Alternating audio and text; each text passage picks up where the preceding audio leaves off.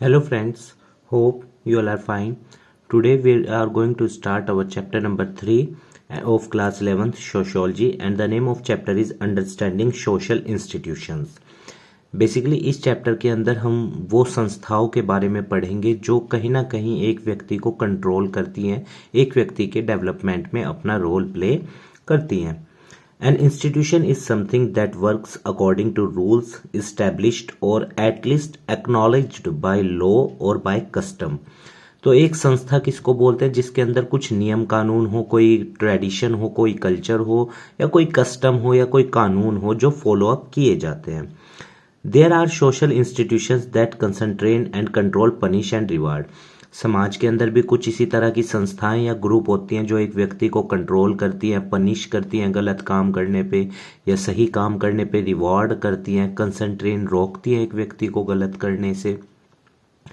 Social institutions can be macro like the state.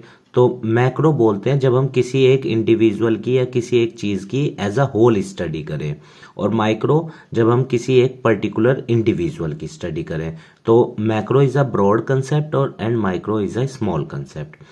Social institutions can be macro like the state और micro like the family. तो जो सामाजिक संस्थाएं हैं वो देश के रूप में बड़ी हो सकती हैं और परिवार के रूप में छोटी हो सकती हैं. Family. The word family has been taken from the Roman word familius, meaning servant.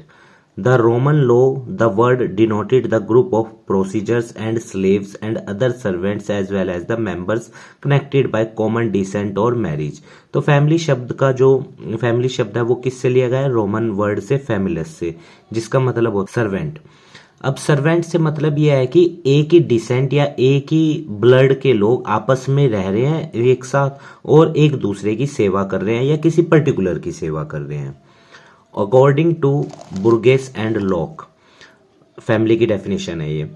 A group of persons united by ties of marriage. आप जानते हो परिवार के अंदर मैरिज होती है, शादी होती है ना. जैसे फॉर एग्जांपल कोई एक्स व्यक्ति का परिवार है तो उसके अंदर 10-12 मेंबर्स हैं, तो कि उनमें से किसी एक की शादी हुई होगी कहीं पे, या परिवार के अंदर कोई फीमेल मेंबर है तो उसकी शादी की गई होगी कहीं पे. तो ties of marriage blood relation होता है परिवार के अंदर आपस में लोगों का. और adoption constituting a single house hold, और एक परिवार बनता है, एक घर बनता है कुछ लोगों को मिलाकर. उसमें वो लोग इंटरेक्ट करते हैं एक दूसरे से, इंटर कम्युनिकेट करते हैं एक दूसरे के साथ. और सोशल राइट्स ऑफ, जैसे कौन कौन से रिश्ते परिवार के अंदर रिश्ते होते हैं, जैसे हस्बैंड वाइफ का, मदर फादर का, सन डॉटर का, ब्रदर सिस्टर का. और एक कॉमन कल्चर होता है एक परिवार के लोगों का, और रिलीजन भी एक होता है, और जनरली भाषा भी एक होती है आमतौर पे एक परिवार की, एक फैमिली की. Characteristics of a family. तो a mating relationship. A family comes into existence when a man and a woman establish a mating relationship between them. Mean to say कि फिजिकल रिलेशनशिप जब बनती है तो परिवार आगे बढ़ता है, कमिंग जनरेशंस इस दुनिया में आती हैं. A form of marriage. A family requires a home. एक परिवार का एक घर होता है, एक हाउस होल्डर घर में देख रेख करने वाला होता है ताकि जो कमा कर लाए उस घर को चला सके. Without a dwelling place, the task of a child bearing and child rearing cannot be adequately performed. और मतलब कि एक परिवार तभी बनता है जब उसमें बच्चे हों और वो अच्छे से डेवलप हों, उनकी एजुकेशन बढ़िया हो और वो चीज़ आगे बढ़े धीरे धीरे. A system of nomenclature. Every family is known by name. हर परिवार का एक नाम होता है. And has its own system of recognising descents. और हर परिवार में क्या होता है? कमिंग जनरेशंस अपने परिवार के नाम से जानी जाती हैं. डिसेंट्स में be record through the male line. या तो अगर मेल से जानने जा रहे हैं तो पैट्रियार्कल सोसाइटी होगी, अगर फीमेल के सरनेम से जानने जा रहे हैं तो मैट्रियार्कल सोसाइटी होगी. पैट्रियार्कल सोसाइटी में जनरली क्या होते हैं कि जैसे for example if I am a individual, तो मेरे नाम के आगे मेरे फादर का सरनेम जुड़ रहा है, तो that means patriarchal family. Matriarchal family में क्या होगा? मदर का सरनेम आगे जुड़ेगा नाम के, that is matriarchal family. An economic provision. Every family needs an economic provision to satisfy the economic needs. देखिए हर परिवार के अंदर पैसे की जरूरत है, क्योंकि घर चलाना है तो पैसा तो चाहिए। The head of the family, तो जो परिवार का मुखिया है वो इस चीज की जिम्मेदारी लेता है और वो कोई किसी ना किसी प्रोफेशन में इन्वॉल्व होता है और पैसा कमाता है और परिवार को चलाता है, परिवार की जरूरतें पूरी करता है। जनरली आपने आसपास देखा होगा कि जो घर में जनरली मेल काउंटर पार्ट है, जैसे हस्बैंड वाइफ हैं, तो generally husband goes outside for the work, women can also go for the work outside, but I am talking about a general family. आमतौर पर जो हमें दिखता है कि मेल काउंटर पार्ट बाहर जाता है और पैसा कमाता है और घर में लाता है और परिवार को चलाता है। अब एक परिवार के फंक्शंस क्या क्या हैं, let us see. According to Ogburn and Nimkoff, the functions of the family can be divided into the following categories. These are the functions, जैसे अफेक्शनल फंक्शन, एक दूसरे से जुड़े हुए होते हैं, अफेक्शनली लव, परिवार के अंदर लोगों में जो परिवार के मेंबर हैं उनमें प्यार होता है। इकोनॉमिक फंक्शन, एक दूसरे की मदद करते हैं, एक दूसरे के खर्चे निर्वहन करते हैं। रिक्रिएशनल फंक्शन, एक दूसरे के साथ खड़े होते हैं। प्रोटेक्टिव, एक दूसरे की रक्षा भी करते हैं। और एजुकेशनल फंक्शंस, और एक दूसरे को एजुकेट भी करते हैं। जनरली फादर या mother send his or her children to the school for education. Religious function भी होता है, हर परिवार के अंदर एक पर्टिकुलर रिलीजन को फॉलो किया जाता है। For example, as I am a Hindu so I am following lord Krishna, lord Shiva. According to MacIver, the function of the family can be divided into two categories. तो दो फंक्शन है परिवार के जो हर परिवार के अंदर होते ही होते हैं। एसेंशियल फंक्शन, जो बहुत जरूरी है, जो हर परिवार के लोगों को करने हैं। Non essentials are consider to be optional. So let us see essential function. These functions are generally performed in every society. हर समाज के अंदर ये फंक्शन परफॉर्म किए जाते हैं। जैसे सेटिस्फैक्शन ऑफ सेक्स नीड्स, तो जो परिवार के अंदर मेल और female husband and wife counter part है वो अपने फिजिकल नीड्स को भी म्यूचुअल अंडरस्टैंडिंग से पूरा करते हैं। So satisfaction of sex instincts bring the desire of life from the partnership among male and female. जैसे हस्बैंड एंड वाइफ हैं, they mutually understand each other and they make a physical relationship between them. The modern family satisfies the instinct to a much greater degree than the traditional. पहले sex को generally as a एक responsibility परिवार के अंदर, traditional जो families होती थी उसमें एक कि कमिंग जनरेशन को इस दुनिया में लाना है तो उसका प्रोसेस माना जाता था। मॉडर्न फैमिलीज में कई बार क्या होता है, फिजिकल रिलेशनशिप को एंजॉयमेंट के तौर पे भी देखा जाता है। In the earlier traditional families the sexual act was almost always combined with the reproduction, कि फ्यूचर जनरेशन को इस दुनिया में लाना है और जनरली सेक्स सिर्फ उसी टाइम प्रीफेयर किया जाता था जब चाइल्ड प्लानिंग या वो सब चीजें हों। Pregnancy and such and as a result of prevented satisfaction, तो इसलिए वो इस चीज से बहुत ही मतलब क्या करते थे, इसको अवॉइड करने की कोशिश करते थे। बट आज के परिवारों में in the modern families the inventions of contraceptives, आज तो बहुत सारे कॉन्ट्रासेप्टिव्स अवेलेबल है मेडिकल स्टोर्स पर, बाजार में, and the use of other birth control measures place the concerned couple in a better position as it allows for satisfaction of sex instincts without fear of conception, because there are lots of, even government भी aware करती है कि contraceptives use करने चाहिए। इससे फायदा भी है कि कॉन्ट्रासेप्टिव्स यूज करने से कि क्या होता है, we can also promote to control the population aspect, also population भी कंट्रोल इससे की जा सकती है। तो कुछ फायदे भी हैं इनके। Provision of a home, the desire for home is a powerful incentive for a man and a women to marriage. देखिए शादी जब एक व्यक्ति करता है किसी से, या एक फीमेल काउंटर पार्ट एक मेल काउंटर पार्ट से करती है, तो उनकी पहली प्रायोरिटी ये होती है कि हमारा अपना एक घर हो। Man after the hard toil of the day return, और जो पुरुष व्यक्ति है, आई बिलीव इन कि मेल और फीमेल इक्वल है, but I am talking about generally in a family which we see around us. आमतौर पर क्या होता है परिवारों में, हम उसके बारे में पढ़ रहे हैं। मैन क्या होता है, वो दिन भर काम करके घर आता है, return home, whereas in the midst of his wife and children he sheds his हिज फटीग।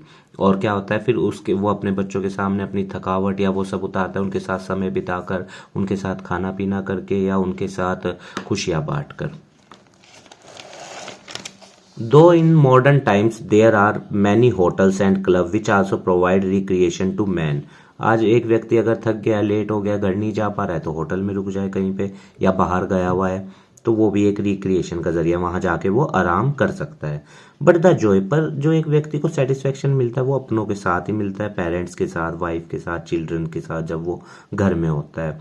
और momentary pleasure which is provided by clubs and by hotels, ये इन या फिर जो अपने दोस्तों के साथ मिलना, क्लब्स में जाकर, होटल्स में जाकर, जब अपने साथ हो तभी एक व्यक्ति क्या होता है, सेटिस्फाई होता है। और भले ही ठीक है, एक व्यक्ति मान लो फॉर एग्जांपल एक व्यक्ति दिल्ली जैसे राज्य में गया, अब वहां जाके उसने ठीक है दिन भर काम किया, अपना थका, वो शाम को उसने कोई होटल में रूम लिया, वहां वो इतना फील नहीं करता कि अगर वो अपने घर आके आराम करता है शाम को। वो चीज वो आपको समझाना चाह रहा है कि रिक्रिएशन के आज के दौर में बहुत सारे जरिए हैं।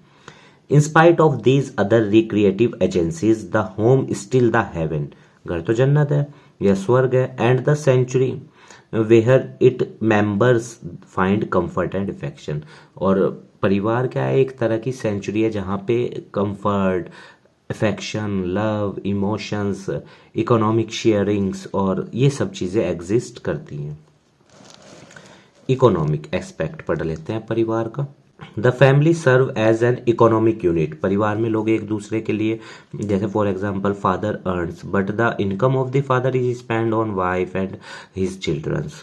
तो the family serve as an economic unit in the pre industrial, tribal and agrarian societies, unit of production is the family.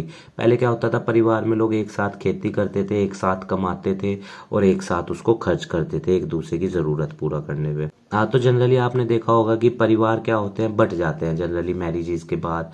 तो उसमें क्या होता है, इकोनॉमिक यूनिटी इतनी स्टेबल नहीं हो पाती जितनी ट्रेडिशनल सोसाइटीज में थी। All members of the family equally contribute to the family occupation such as cultivation, craft और cottage। अगर परिवार का कोई बिजनेस है तो सब उसमें पार्टिसिपेट करते हैं और परिवार के लिए इनकम अर्न करते हैं, फिर एक दूसरे की ज़रूरतों पे वो पैसा खर्च किया जाता है। इसका फ़ायदा ये है कि देखो फॉर एग्जांपल मान लो 3 चाइल्ड हैं एक व्यक्ति के, 2 चाइल्ड बहुत बढ़िया कमा रहे और एक चाइल्ड उसका नहीं कमा पा रहा सही, तो अगर वो तीनों इकट्ठे हैं तो वो जो तीसरा चाइल्ड जो कम कमा रहा है ना, वो भी अच्छे से ज़िंदगी जी लेगा, क्योंकि शेयरिंग इज केयरिंग। पर अगर तीनों अलग अलग हों तो मे भी उन 2 का जिंदगी बढ़िया हो, पर उसे एक का जिंदगी क्या होगा, इतना अच्छा नहीं होगा, क्योंकि उसके पास आर्थिक संसाधनों की क्या थी, कमी थी। The family provides economic securities to its member and look after their primary needs. जैसे father earns and the children eats food.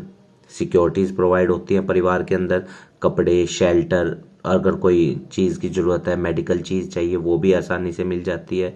और एक दूसरे के लिए अनफेवरेबल कंडीशंस में काम करते हैं कि मान लो फॉर एग्जांपल ब्रदर और सिस्टर है, सिस्टर को पैसों की ज़रूरत है, ब्रदर ने एकदम दे दिए बिना किसी कंडीशन के या बिना किसी उसके कि पहले पैन कार्ड जमा करो, आधार कार्ड, ऐसा तो कुछ नहीं होता ना। तो अनफेवरेबल कंडीशंस। रिलीजियस, अब पढ़ते हैं हम रिलीजियन के बारे में। हर परिवार एक ना एक रिलीजियन को फॉलो करता है, जैसे for example my family follow Hinduism, I am a Hindu. Religious, family is a centre for the religious learning.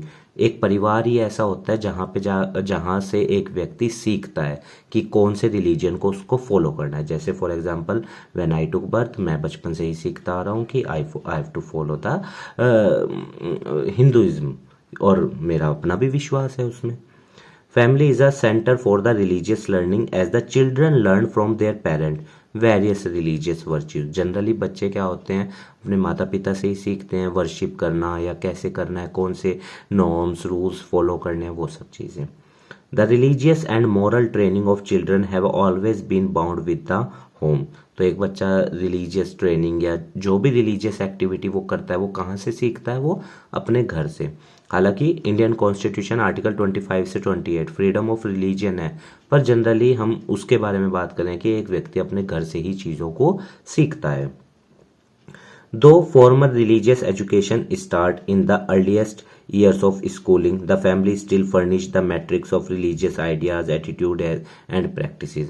और जन्म से लेके हमारी मृत्यु तक हम एक पर्टिकुलर रिलीजन की ही चीज़ों को क्या करते हैं, नॉर्म्स को, ट्रेडिशन को, प्रैक्टिसेस को फॉलो करते हैं।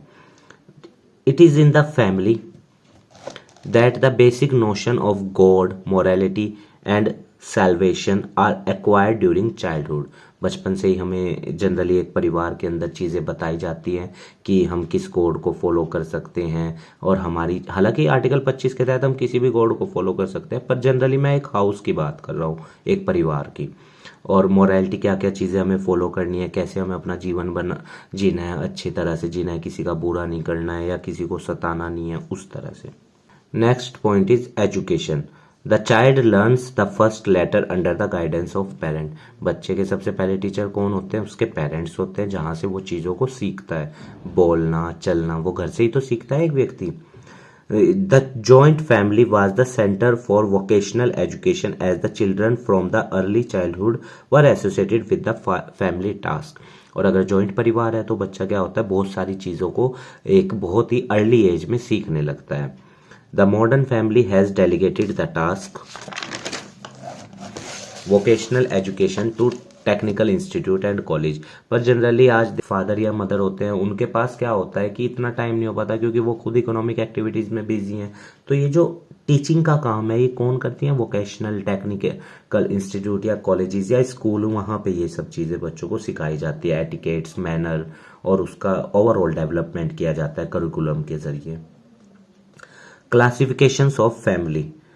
Studies have shown that diverse families forms are found in different societies on the basis of the following rule. हर समाज के अंदर अलग अलग नियम कानून होते हैं, अलग अलग पैटर्न होते हैं चीज़ों को फॉलो करने के, बिलीव्स के। So let us see. जैसे रूल ऑफ रेजिडेंस, पहला नियम है ये। With regard to the rule of residence family form can either be matriarchal और पैट्रियार्कल। मैट्रियार्कल में क्या होता है कि जनरली शादी के बाद male counterpart female counterpart के घर जाकर रहता है, और पैट्रियार्कल सोसाइटी में क्या होता है, फीमेल आती है शादी के बाद अपने घर को छोड़कर मेल काउंटर पार्ट के यहाँ। हमारे यहाँ आसपास आपने जनरली पैट्रियार्कल व्यवस्था देखी होगी, फीमेल काउंटर पार्ट शादी में अपना शादी के बाद वो घर से विदा होकर आती है। In the first case the newly married couple stays with the women's parent, तो मैट्रियार्कल है अगर वुमेन्स के पेरेंट्स के यहाँ ही है। वेयर एज सेकेंड केस में मैन के यहाँ रहती है अगर वो वुमेन, तो पैट्रियार्कल सोसाइटी है।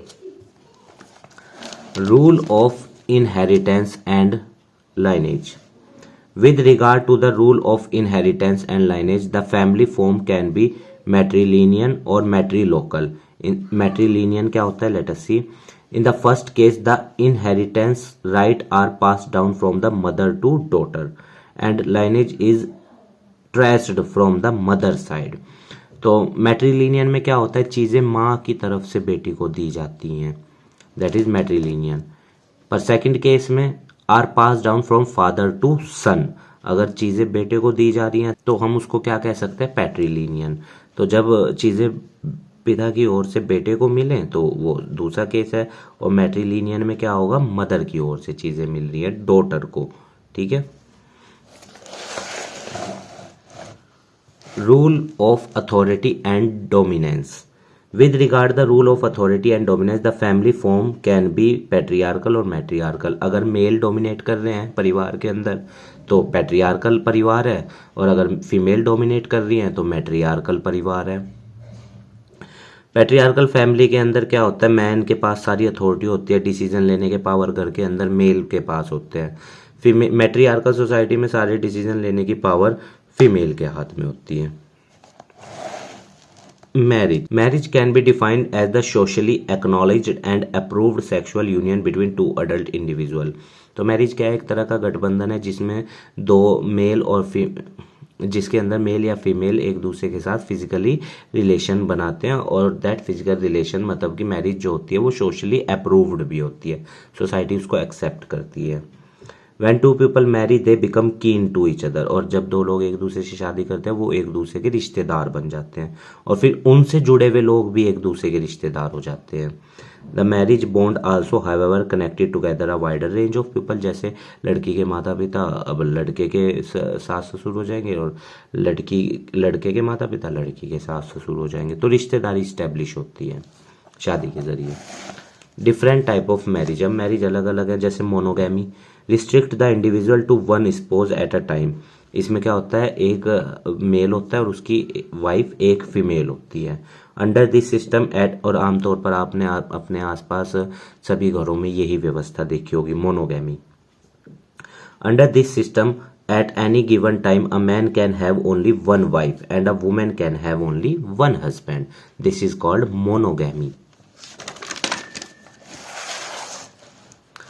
In many societies, individuals are permitted to marry again, often on the death of the first spouse or after divorce. For example, x व्यक्ति है, उसकी वाई व्यक्ति से शादी हुई, पर वाई व्यक्ति की डेथ हो गई किसी भी कारण से, या डाइवोर्स हो गया एक्स के साथ, तो अब एक्स चाहे तो दूसरी शादी कर सकता है, क्योंकि आर्टिकल 21 इंडियन कॉन्स्टिट्यूशन का right to life and personal liberty के अंदर फ्रीडम ऑफ मैरिज भी देता है। तो अगर पहले स्पाउस की, मतलब पहली पत्नी की अगर डेथ हो गई है या वो उससे डाइवोर्स हो गया, तो he can move to the other one, but they can not have more than one spouse at a one, पर एक वक्त में एक ही पत्नी होगी। Such monogamous marriage are termed as serial monogamy. इसको क्या बोलते हैं, सीरियल मोनोगैमी, मतलब नंबर वाइज, कि if the first one is died then the second then the individual can go to the second one. Different type of marriages, तो monogamy तो आपको समझ आ गया। Now see polygamy denotes marriage to more than one mate at one time. इसमें क्या होता है, एक वक्त पे दो बीवी, उस तरह का concept, and takes the form of either polygyny, one husband with two और मोर वाइफ्स, इसको बोलते हैं पॉलीगैनी। और पॉलीएंड्री भी बोला जाता है, वन वाइफ विद टू और मोर हस्बैंड, अगर एक महिला है और दो पति है तो पॉलीएंड्री हो जाएगा। पॉलीगैमी क्या होगा, एक हस्बैंड है, दो वाइफ है या दो से ज्यादा वाइफ है, जिसमें पॉलीगैमी किसे बोलते हैं, एक टाइम पे दो व्यक्तियों से शादी करना। तो अगर एक हस्बैंड है, दो या तीन फीमेल हैं तो पॉलीगैमी, एक फीमेल है, दो हस्बैंड है तो polyandry. Usually where economic condition are harsh, जहां पे इकोनॉमिक कंडीशन बहुत पुअर हो, मतलब पैसा ना हो इतना, polyandry may be one response of society, since in such situation a single male can not adequately support a wife and a children. तो पॉलीएंड्री में क्या होता है, जनरली एक सिंगल मेल काफी नहीं होता एक फीमेल या उसके बच्चों की देख रेख करने के लिए, अगर बहुत ही ज्यादा पुअर सिचुएशंस हैं। Also extreme poverty condition pressurise a group to limit its population, और अगर आर्थिक हालात बहुत ज्यादा खराब है तो पॉपुलेशन भी क्या होती है, कम होती है। किनशिप, किनशिप रिश्तेदारी या नातेदारी। Kinship ties are connections between individuals, व्यक्तियों के बीच में भी होते हैं, brother sister, mother father, establish either through marriage के जरिए इस्टेब्लिश किए जाएंगे, या तो जैसे हस्बैंड वाइफ, या हस्बैंड के माता पिता रिश्तेदार बन गए लड़की के, या लड़की के माता पिता रिश्तेदार बन गए हस्बैंड के, और through the lines of descent, या फिर रिश्तेदारी चली हुई आती है, जैसे ये हमारे दादा के भाई का लड़का है, या ये हमारे दादा के रिश्तेदार का लड़का है, इस तरह भी डिसेंट वे में है, मतलब हायरार्किकल वे में चलती है रिश्तेदारी। जैसे ब्लड रिलेटिव होते हैं, मदर फादर सिबलिंग्स, भाई बहन हो गए, ऑफ स्प्रिंग्स, चाचा के बच्चे हो गए, वो सब। When two people marry, they become kin. जब दो लोग शादी करते हैं तो वो एक दूसरे के रिश्तेदार बनते हैं। The marriage bond also, however, connect together a wide range of people. पर जो उनके साथ जुड़े हुए लोग हैं ना, वो भी आपस में एक दूसरे के रिश्तेदार बनते हैं। जैसे फॉर एग्जाम्पल लड़के के मामा मामी है, तो अब लड़के से शादी हुई है लड़के की किसी लड़की से, तो वो ही मामा मामी अब लड़की के भी मामा मामी बन जाएंगे, वो भी अब लड़की के अंकल और आंटी बन जाएंगे। Parents, brother, sisters and other blood relative become relatives of the partner through marriage. जैसे मान लो फॉर एग्जाम्पल लड़की का भाई है तो वो अब लड़के का भी ब्रदर इन लॉ कहलाएगा, लड़की की बहन है तो वो लड़के की भी सिस्टर इन लॉ कहलाएगी। One develops two type of kin connection, the kin who are related through blood are called consanguineal kin. तो देखो, अगर रिश्तेदारी बाय ब्लड है तो उसको बोलते हैं कंस्यूनियल किन, मतलब ब्लड से, जन्म से, जैसे भाई बहन के हो गए रिश्ता, वो सब। While the kin who are related through marriage से जुड़े हुए हैं तो उनको बोलते हैं एफेंस। उम्मीद है गाइज आपको ये चैप्टर समझ में आया होगा। हमारे काम को सपोर्ट करने के लिए वीडियो को लाइक कीजिएगा, अपने दोस्तों के साथ शेयर कीजिएगा और हमारे चैनल को भी सब्सक्राइब कर दीजिएगा। और देखिए स्टूडेंट, अगर किसी भी पॉइंट से आपकी कोई भावना हर्ट हुई है तो मैं उसके लिए आपसे क्षमा मांगता हूँ। मेरी कोई इंटेंशन नहीं है किसी भी तरीके की आपकी भावना को हर्ट करने की। चीज़ें आपकी एनसीईआरटी की बुक में लिखी है, मैंने एक्सप्लेन करने की कोशिश की है। फिर भी अगर कोई आपकी भावना हर्ट हुई है तो मैं आपसे क्षमा मांगता हूँ उसके लिए। बाकी आप स्वस्थ रहिए, खूब लाइफ में आगे बढ़िए, इस देश के लिए अच्छा कीजिए, इस समाज को अच्छा बनाइए और इसी तरह जीवन में तरक्की पाते रहिए। धन्यवाद स्टूडेंट्स।